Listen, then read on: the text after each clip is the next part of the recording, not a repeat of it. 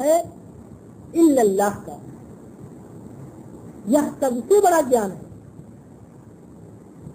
आप जितनी जांच पड़ताल और खोज करेंगे आपको यही मालूम होगा कि यही ज्ञान का सिरा भी है और यही ज्ञान की अंतिम सीमा भी।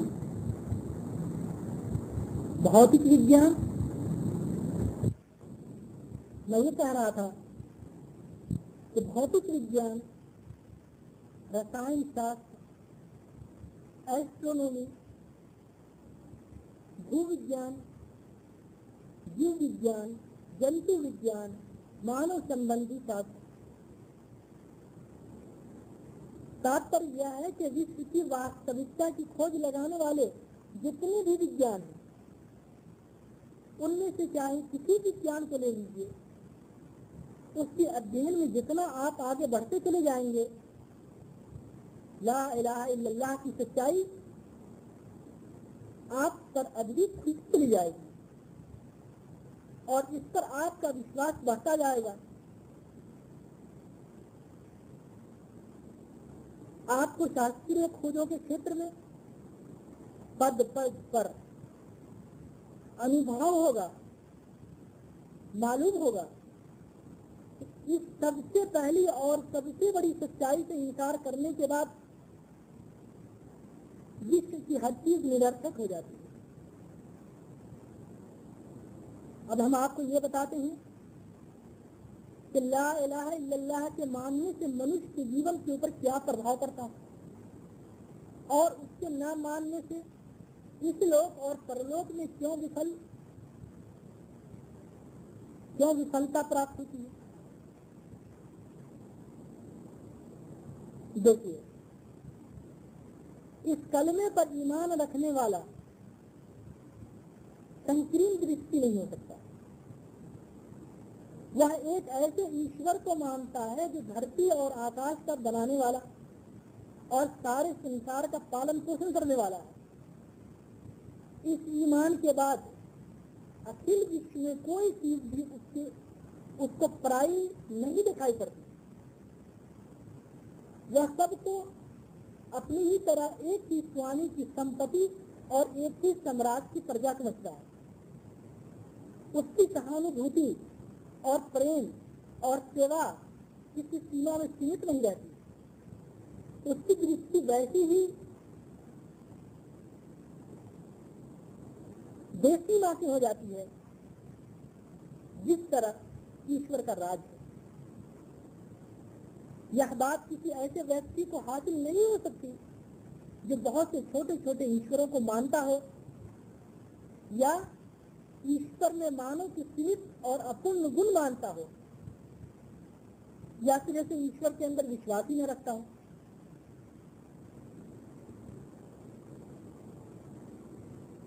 दूसरी बात यह है कि यह कलमा मनुष्य में उच्चतम कोटि का स्वाभिमान और आत्मगौरव पैदा कर देता है। इस पर विश्वास रखने वाला जानता है कि केवल एक ईश्वर समस्त शक्तियों का स्वामी है, उसके सिवा हानि, लाभ, नफा नुकसान पहुंचाने वाला कोई नहीं, कोई मारने और जिलाने वाला नहीं, कोई अधिकारी और प्रभावशाली नहीं। यह ज्ञान और विश्वास उसको ईश्वर के सिवा समस्त शक्तियों से बेपरवाह और निर्भय कर देता है। उसका सिर सृष्टि के किसी जीव आदि के आगे नहीं झुकता, उसका हाथ किसी के आगे नहीं फैलता, उसके दिल में किसी का सिक्का नहीं बैठता। यही विशेषता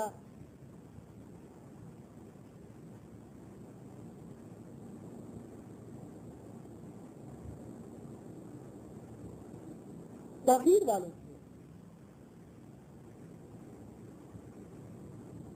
यह सिवाय तौहीद की धारणा के किसी और धारणा से उत्पन्न नहीं हो सकती। शिर्क, बहुदेववाद, और कुफ्र यानी अधर्म।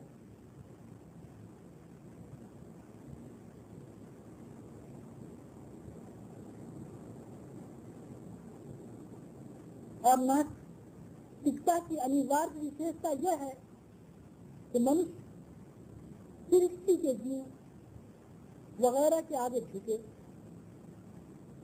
उनको हानि लाभ का स्वामी समझे, उनसे डरे और उन्हीं से आस बांधे।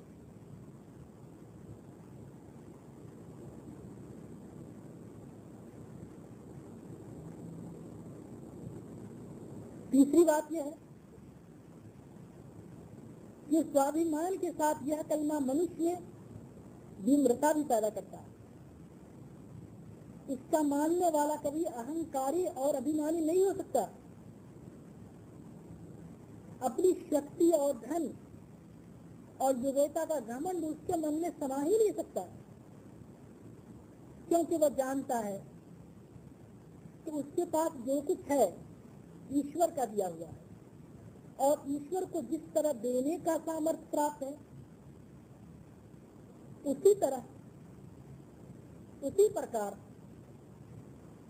वो छीन भी सकता है। इसके विपरीत नास्तिक मनुष्य ये सोचता है कि संसार की दूसरी चीजों को भी संसारिक कुशलता प्राप्त है, इसलिए वो अहंकारी हो जाता है, क्योंकि वो अपनी कुशलता को केवल अपनी योग्यता को फल समझता है। इसी तरह शिर्क और कुफ्र के साथ भी गर्व का पैदा होना आवश्यक है, क्योंकि मुशरिक और काफिर अपने मन में यह समझता है कि ईश्वरों और देवताओं से उसका कोई विशेष संबंध है, कोई खास ताल्लुक है कि दूसरों को प्राप्त नहीं। इस तरह उसके अंदर गर्व हो जाता है। इस कलमे पर विश्वास रखने वाला अच्छी तरह समझता है कि मन की शुद्धता और सदाचार की सिवा उसके लिए मुक्ति और कल्याण का कोई साधन नहीं, क्योंकि वह एक ऐसे ईश्वर पर विश्वास रखता है जो अपेक्षा रहित और परम स्वतंत्र है, किसी से उसका कोई नाता नहीं।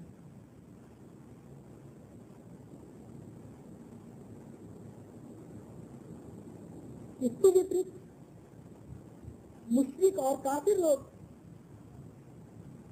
सदा झूठी आशाओं के सहारे जीवन व्यतीत करते हैं। उनमें कोई समझता है कि ईश्वर का पुत्र हमारे लिए प्रायश्चित बन गया है, कोई ख्याल करता है कि हम ईश्वर के प्रिय हैं और हमें दंड मिल ही नहीं सकता, कोई समझता है कि हम अपने पूर्वजों से ईश्वर के यहाँ सिफारिश करा लेंगे, कोई समझता है कि ईश्वर के जो खास और नेक बंदे हैं हम उनको सिफारिशी बना लेंगे। कोई अपने देवताओं का भेंट उपहार और पूजा पाठ देकर ये समझने लगता है कि अब उसे संसार में सब कुछ करने का लाइसेंस मिल गया।